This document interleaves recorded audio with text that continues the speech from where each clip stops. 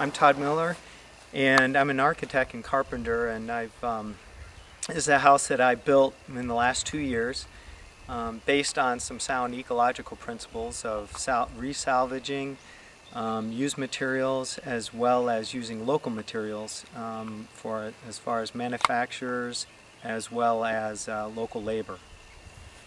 The timbers, as you see right here on the posts, and the beams were all milled here on site, so we're using local materials that were just harvested about 300-400 feet away from the house.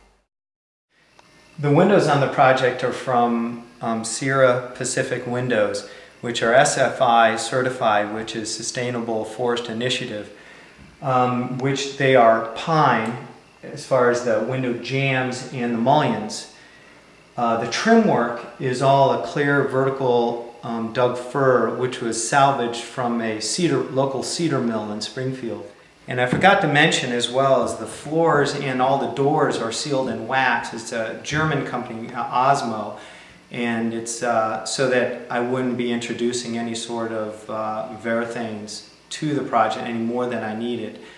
Due to the fact that it's a passive solar designed house, I wanted to create a thermal mass, and I did that with a 5.5 to 6 inch concrete slab. There's radiant PEX tube that runs through the whole system. It's a 5-loop system in one zone. I only needed really one zone because the whole house is pretty compact.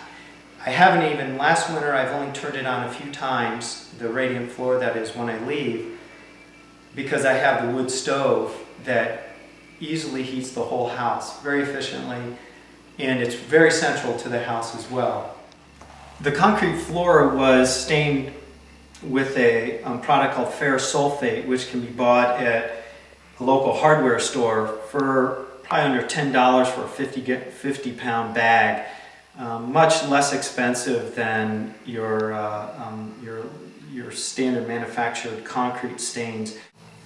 Part of what I do as an architect as well is look at the environment and how it affects the site design and site planning for a house, and utilizing permaculture principles, bringing in stacking functions in essence, such as using rainwater harvesting and designing and specifying metal roofs that have clean water runoff. It's all baked enamel.